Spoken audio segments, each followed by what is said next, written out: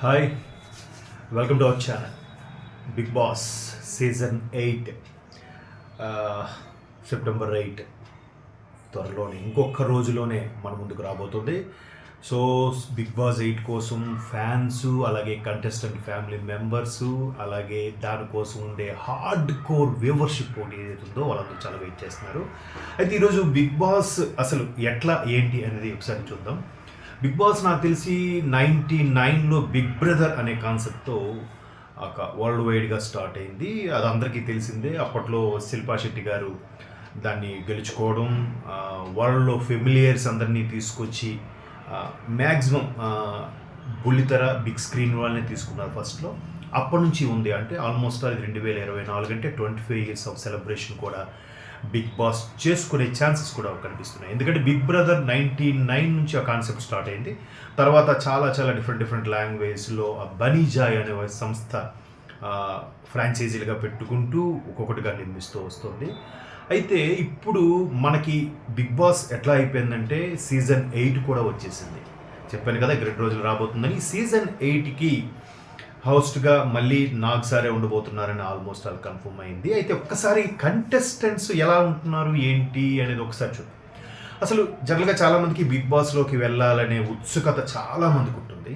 అంటే ఎలా వెళ్ళాలి, అందులోకి వెళ్ళాలి, అరే ఎట్లా ఉంటుంది, అంటే అది డైరెక్షనా, స్క్రిప్టా, నిజంగా ఒరిజినల్గానే యాక్ట్ చేస్తారా, మళ్ళాంటి వాళ్ళకి ఛాన్స్ ఉంటుందా, ఇట్లాంటి థాట్స్ ప్రతి ఒక్కరికి ఉంటుంది. అయితే ఇక్కడ మ్యాక్సిమం ఎంతో కొంత నేము, ఫేము సొసైటీలో ఉన్న వాళ్ళకి తీసుకుంటారనేది మాత్రం క్లియర్, అందరికీ తెలిసిందే. సో దానికోసం చాలామంది యూట్యూబర్సు, చాలా ఇన్ఫ్లుయెన్స్ ఎక్కువగా ప్రయత్నాలు కూడా చేస్తున్నారు. కొంతమంది రికమెండ్ చేయించుకుంటున్నారు, కొంతమంది పెద్ద పెద్ద వాళ్ళతో రెఫరెన్స్లు ఇప్పించుకుంటున్నారు, ఇంకొంతమంది డబ్బులు పే చేసుకుంటున్నారు అన్ని రకరకాల వార్తలు అయితే వినిపిస్తున్నాయి. దీంట్లో వాస్తవం ఉందా అంటే కొంత వాస్తవం ఉంది, కొంత అవాస్తవం ఉంది. ఎందుకంటే ఇన్ఫ్లుయెన్స్ చేసే వరకు అయితే ఉంటుంది. ఎప్పుడు ఒక ఇద్దరు స్టార్స్గా, ఇద్దరు ఇన్ఫ్లుయెన్స్, అది ఇద్దరు స్టార్స్, ఇద్దరు యూట్యూబర్స్ ఉన్నప్పుడు వీళ్ళలో ఎవరిని పెడితే మనకి యూజ్ అవుతుంది, ఎవరికైతే మనకి కంటెంట్కి ఈ 8లో ఉండే, అంటే బిగ్ బాస్ 8 సీజన్లో ఉండే కంటెంట్కి మ్యాచ్ అయ్యేలాగా ఎవరైతే బాగా పెర్ఫామ్ చేయగలుగుతారు, ఎవరైతే ఇచ్చిన టాస్క్కి ఎలివేట్ చేసేలాగా ప్రేక్షకులను ఆకట్టుకుంటారు అనే దాని మీద అప్పుడు ఇద్దరు ఒకేగా ఉన్నప్పుడు ఖచ్చితంగా ఇన్ఫ్లుయెన్స్ ఉంటుంది. దానికి కూడా వాళ్ళు మ్యాచ్ చేస్తారు. అయితే ఇక్కడ సెలక్షన్ టీం కూడా ఎలా ఉంటుందంటే, ఒకటి ఛానల్ సంబంధించిన టీం ఉంటుంది, ఛానల్ హెడ్ ఉంటారు. ఛానల్ హెడ్తో పాటు ఆ బిగ్ బాస్ కంటెంట్ ఏదైతే ఉందో దానిలో హెల్ప్ఫుల్గా ఉంటూ మన నేటివిటీకి తర్జుమా చేసే విధంగా ఎవరైతే చేస్తారో వాళ్ళని పెట్టుకుంటారు.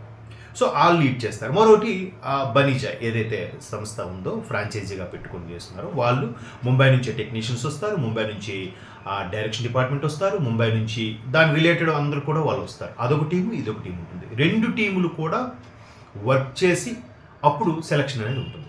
ఈ సెలక్షన్ ప్రాసెస్ కూడా ఆల్మోస్ట్ ఆల్ ఒక 3 నెలల ముందు నుంచి కూడా స్టార్ట్ చేస్తారు.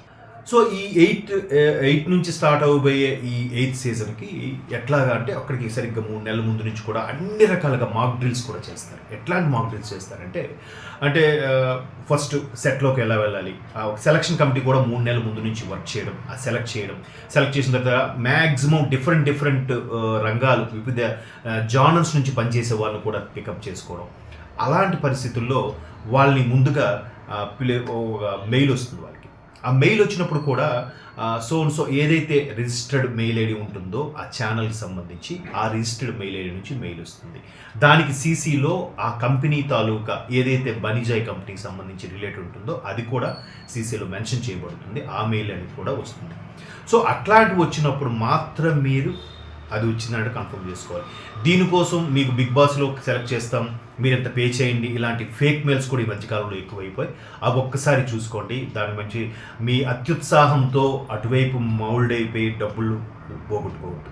So be careful. ఎందుకంటే టెక్నాలజీ ఉంది, వాడండి. ఇది మెయిల్ ఐడి జెన్యునా కాదా, ఎందుకంటే ఒక మెయిల్ ఐడి వచ్చినప్పుడు దానితో ఖచ్చితంగా బగ్స్తో పాటు రకరకాలుగా వచ్చేస్తుంటాయి. అట్లాంటివి ఏవి రాకుండా అలాంటి ఒరిజినల్ కాదా చెక్ చూసుకొని 1-2 సార్లు వెళ్ళండి. నిజంగా వాళ్ళు మీకు ఇంటర్వ్యూకి రమ్మని పిలిస్తే ఖచ్చితంగా వాళ్ళు పిలుస్తారు, మీతో ఇంటర్వ్యూ చేస్తారు. ఇంతకుముందు అంటే జూమ్ అది ఉండేది, అంటే కరోనా టైంలో కాబట్టి. ఇప్పుడు కరోనా అంత ఏం లేదు కాబట్టి డైరెక్ట్గానే ఇంటర్వ్యూ చేస్తున్నారు. ఆ ఇంటర్వ్యూ చేసేటప్పుడు కూడా ఇందాక చెప్పుకున్నట్టుగా కంపెనీ ఏదైతే ఆర్గనైజ్ చేస్తుందో కంపెనీ నుంచి ఒకళ్ళు ఇంటర్వ్యూ చేస్తారు. అలాగే ఇక్కడ ప్రొడక్షన్ టీం, అదే ఛానల్ సంబంధించిన ఛానల్ హెడ్, ఆ related big boss programme producer ఎవరైతే ఉంటారో దానికి సంబంధించిన వాళ్ళు కూడా మళ్ళీ ఇంటర్వ్యూ చేస్తారు. ఆ ఇంటర్వ్యూ చేసేటప్పుడు కూడా చాలా క్యాజువల్గా ఉంటుంది. అంటే క్యాజువల్ ఎందుకు ఉంటుందంటే వీడు రియల్గా ఎలా ఉంటాడు, వీడు యాక్ట్ చేస్తున్నాడా, నిజంగా బయట కూడా ఇలాగే ఉంటాడా, లేదంటే ఇక్కడ బిగ్ బాస్లో సెలక్షన్ కోసం ఏమైనా పరితపిస్తూ ఈ విధమైన పెర్ఫార్మెన్స్ ఇస్తున్నాడా, నిజంగా వీడి మెంటాలిటీ ఏంటి, నిజంగా వీడి ఇన్ఫ్లుయెన్సర్గా కానీ, లేదంటే ఒక ఆర్టిస్ట్గా కానీ, లేదంటే ఒక నేమ్ ఫేమ్ ఉన్న స్టార్గా కానీ ఎదుగుతున్నాడు, లేదా ఒక సింగర్గా ఉన్నాడు అని అంటే ఖచ్చితంగా వీడికి బ్యాక్గ్రౌండ్ ఏంటి, వీడి యొక్క యాటిట్యూడ్ ఏంటి, ఇవన్నీ కూడా మ్యాక్సిమం అబ్జర్వ్ చేస్తారు. అందుకే ఒక 3-4 నెలల నుంచి కూడా వాళ్ళని ఇంటర్వ్యూ చేసి తీసుకోవడం జరుగుతుంది. అయితే అది లెట్ యు నో అన్నట్టుగా చెప్పి పంపించేస్తారు. ఓకే మీ అవుతుందా లేదా చూద్దామండి అన్నట్టుగా, గుడ్ బాగా చేశారు, బాగుందండి అన్నట్టుగా పంపించేస్తారు. మనం అయిందా లేదా అన్నది కూడా ఎవ్వరికి లీక్ చేయరు, లీక్ చేయకూడదు. అదే బిగ్ బాస్ రూల్ కూడా కదా. ఎందుకంటే ఫైనలర్ ఎవడు, ఫైనలిస్ట్ ఎవరు అనేది మనకి ఆ రోజు ప్రోగ్రామ్ అయిపోయిన రాత్రి వరకు కూడా మనకి లీక్ చేయరు. సో అట్లా మ్యాక్సిమం షూట్ లైవ్ ఎడిటే ఉంటుంది. అంటే ఎట్లా అంటే ఈరోజు పొద్దున్న నుంచి సాయంత్రం నైట్ వరకు జరిగే ప్రోగ్రామ్ అన్నిటికి కూడా ఈ 24 అవర్స్ది మొత్తం ఈచ్ అండ్ ఎవ్రీ కెమెరాలో కూడా బంధించి దాన్ని తీసుకొని 1 అవర్కి ఎడిట్ చేయాలి. ఇంకా చిన్న చిన్న రషెస్ లాంటివి మిగతా 1 అవర్ వేస్తుంటారు అప్పుడప్పుడు, 10:30 to 11:30 అట్లా. కొన్నిసార్లు వేరే ప్రోగ్రామ్స్ ఉంటే అవి కూడా వేయరు. బట్ ఈ 1 అవర్ ప్రోగ్రామ్ ఏదైతే ఉందో అది ఏది ఇంపార్టెంట్ కాదు, ఏది మాట్లాడాలి ఏది మాట్లాడకూడదు, లేదంటే ఈ మాట్లాడిన కంటెంట్ నెక్స్ట్ వాళ్ళు ఇది క్యాప్చర్ చేసి వేయలేదు అనుకోండి, నెక్స్ట్ 2 days 3 days తర్వాత కంటెస్టెంట్ మధ్యన ఆర్గ్యుమెంట్ వచ్చినప్పుడు ఇది ఆ రోజు అలా అన్నారు కాబట్టి ఆర్గ్యుమెంట్ ఇక్కడ వచ్చింది అన్నట్టుగా వీళ్ళు మళ్ళీ చూపించుకోవాలి, ప్రేక్షకులు కూడా కన్వే చేయగలగాలి ఈ ఎపిసోడ్కి నెక్స్ట్ ఎపిసోడ్కి. సో అంత జాగ్రత్తగా ఆ టీం వర్క్ చేస్తుంది. దీనికి సంబంధించిన ముంబై టీం వచ్చింది. ఆల్రెడీ అమీర్పేట లాంటి ఏరియాల్లో వాళ్ళకి సెపరేట్గా ఒక లాడ్జిలో స్టే చేస్తూ ఉంటారు. ఈవెన్ వాళ్ళు కూడా అగ్రిమెంట్ ఉంటుంది, ఎక్కడ ఏం జరుగుతుంది ఏది ఎవరు చెప్పకూడదు, ఎవరు లీక్ చేయకూడదు. ఆ లీక్ చేస్తే రూల్స్ అతిక్రమించినట్టు. ఇంకా తర్వాత అగ్రిమెంట్ క్యాన్సిల్ అవుతుంది, వాళ్ళని తీసేస్తారు. అవన్నీ మనకి అందరికీ తెలిసినవి. జనరల్గా సినిమా అగ్రిమెంట్ సంబంధించి సినిమా కూడా చూడండి, స్టోరీ, స్క్రీన్ ప్లే, ఆ స్క్రిప్ట్ అనేది ఎక్కడ లీక్ చేయరు. సో అట్లాగే ఇక్కడ కూడా ఎక్కడా లీక్ చేయకుండా జాగ్రత్త పడతారు. ఈచ్ అండ్ ఎవ్రీ టెక్నీషియన్స్ కూడా చాలా కేర్ఫుల్గా, కెమెరామెన్లు అంటే మ్యాక్సిమం ఫిక్స్ చేసేస్తారు. అది మానిటర్ చేసే వ్యక్తి కూడా బయటికి లీక్ చేయకుండా ఉండేలాగా కూడా జాగ్రత్త పడతారు. అంటే అసలు బిగ్ బాస్ హౌస్లోకి వెళ్ళడం ఎంత ఎంతూజియాజం అంటే, ఎంత యాంగ్జైటీ క్రియేట్ చేస్తుందంటే, ఇవాల్టి జనరేషన్లో ఇవాల్టి రోజుల్లో మనిషి ఆర్గాన్స్లో ఒక ఆర్గాన్ మొబైల్. మరి ఈ మొబైల్ ఆర్గాన్ మన ఒక అవయవం అయిపోయిన తర్వాత దీన్ని లేకుండా అసలు కిందకి వాకింగ్కే వెళ్ళాం, అవునా కదా?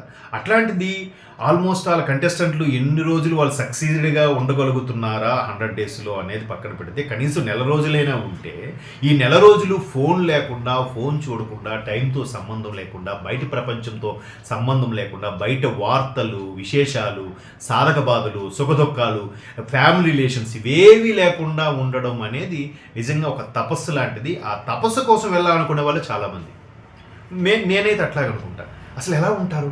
ఫ్యామిలీని, ఫ్రెండ్స్ని, మెంబర్స్ని, రిలేషన్స్ని, పిల్లల్ని, వైఫ్ అండ్ హస్బెండ్ ఈ రిలేషన్ అన్నిటి నుంచి ఎట్లా ఉండగలుగుతారా అనే ఒక యాంగ్జైటీ అయితే అందరిలో ఉంటుంది. నాకు కూడా అదే ఉంటుంది. సో దాన్ని అసలు ఎలా చేస్తారు, వాళ్ళు ఎంత బాగా మేనేజ్ చేయగలుగుతున్నారు, ఎంత బాగా ఒప్పించగలుగుతున్నారు అనేది బిగ్ బాస్లో బిగ్గెస్ట్ టాస్క్. అది అచీవ్ అయ్యారు కూడా ఆ బిగ్ బాస్ కండక్ట్ చేసేవాళ్ళు. సో దానికోసం వాళ్ళు చాలా జాగ్రత్తగా, వీళ్ళు మధ్యలో సడన్గా మూడు మార్పు అయితే నేను చాలు బయటకు వెళ్ళిపోతాను ఇంకొద్దులేండి అని చెప్పి ఇబ్బంది పెట్టేవాళ్ళు ఇలా రకరకాలుగా ఉంటారు. అలా లేకుండా వాళ్ళు ముందే ఇంటర్వ్యూస్ ద్వారా, వాళ్ళ నడవడిక ద్వారా, వాళ్ళ మైండ్ సెట్ ద్వారా, వాళ్ళ సైకలాజికల్ ఫీలింగ్ ద్వారా ఎట్లాంటి వాళ్ళు తీసుకోవాలనేది ప్రతిదీ చేస్తారు. అందుకే ఇక్కడ ఇన్ఫ్లుయెన్స్ రెఫరెన్సెస్ అనేది అంతగా పని చేయవు, కొంతవరకే పనిచేస్తాయి. కొంతవరకు చెప్పాను కదా, లాస్ట్ మినిట్లో ఇద్దరు ఎవరు బెటర్ అంటే ఈ టాస్క్ నెక్స్ట్ ఈ టాస్క్లు ఇస్తున్నాం, దీనికి ఇదైతే బాగుంటుంది, దీనికి రిలేటెడ్గా వీళ్ళు ఉంటున్నారు కాబట్టి ఇతనైతే బెటర్గా ఉంటుంది అనే దీని మీద అప్పుడు ఆ రెఫరెన్సెస్ హైర్ అఫీషియల్స్ ఎవరైతే ఉన్నారో వాళ్ళ నుంచి పని చేయొచ్చేమో, అది కూడా that is not assure that. So అట్లాగా బిగ్ బాస్ ప్రోగ్రామ్ అనేది ముందు ఆ ఇన్ఫ్లుయెన్సర్ను ఎవరైతే నేమ్ ఫేమ్ ఉన్న వాళ్ళని, బుల్లితెర స్టార్ని, బిగ్ స్క్రీన్ వాళ్ళని, లేదంటే వివిధ రంగాల్లో నిష్ణాతుల్ని, కళాకారుల్ని, లేదంటే ప్రొఫెసర్స్ని, అన్ని రకాలుగా అన్ని రంగాల్లో కూడా ఇక్కడ ఈ టీం ఈ ఏజ్ నుంచి ఏజ్ గ్రూప్ వాళ్ళని ఎక్కువగా తీసుకుంటున్నారు. ఆ మ్యాక్సిమం 30 to 50 years మధ్యలో ఉండేవాళ్ళు. దీంట్లో ఒకరు లీడ్ చేసేవాళ్ళు, ఒకళ్ళు కంట్రోల్ చేసేవాళ్ళు, ఒకళ్ళు ఆవేశంగా వెళ్ళేవాళ్ళు, ఒకళ్ళు బ్రేక్ వేసేవాళ్ళు, ఒకళ్ళు చాలా క్యాలిక్యులేటెడ్గా వెళ్ళేవాళ్ళు, కొంతమంది డిప్లొమాటిక్గా మాట్లాడేవాళ్ళు, ఇలాంటి వాళ్ళని సెలెక్ట్ చేస్తారు. సీజన్ 7 చూస్తే మనకి శివాజీ గారిలో కనిపిస్తుంది. శివాజీ గారు కొద్ది పెద్దగా అన్నిటికీ అరే ఎందుకులే అమ్మా అన్నట్టుగా కూల్గా వెళ్ళడం, మిగతా వాళ్ళు కొంచెం అగ్రెసివ్గా వెళ్ళడం, అట్లాంటివి కూడా అన్ని బ్యాలెన్స్ చేస్తూ నిజంగా ఒక వెబ్ సిరీస్ అయినా తీసేయచ్చేమో కానీ బిగ్ బాస్ని ఈ విధంగా కండక్ట్ చేయడం అనేది కొంచెం పులి మీద సవారీ లాంటిది. బట్ అది వాళ్ళు లాస్ట్ 7 seasonsగా మన తెలుగు వరకు 7 seasonsగా సక్సెస్ అయ్యారు. ఇప్పుడు 8th season మన ముందుకు రాబోతుంది. ఈ 8th season కూడా మ్యాక్సిమం హోస్ట్గా నాగార్జున గారు ఎందుకు ఉండబోతున్నారంటే అతనైతే ఇక బిగ్ బాస్ సీజన్ 8లోకి ఎటువంటి నిష్ణాతులు తీసుకున్నా ఆ స్టేచర్కి మ్యాచ్ అయ్యేలా ఉండే వ్యక్తినే పెడుతున్నారు కాబట్టి ఆయన చొరవగా మాట్లాడగలరు. అదే ఆ చనువుతో వాళ్ళు చేసిన తప్పులు కూడా వేలెత్తి చూపించగలరు అనే వ్యక్తిని పెట్టాలి కాబట్టి మేబీ కింగ్ నాగార్జున గారిని పెట్టుకునే ఛాన్సెస్ కూడా కనిపిస్తున్నాయి. సో ఫస్ట్ సీజన్ నాకు తెలిసి యంగ్ టైగర్ చేశారు, తర్వాత మన నేచురల్ స్టార్ నాని చేశారు, ఆ తర్వాత వరుసగా 5 ఈయనే చేశారు.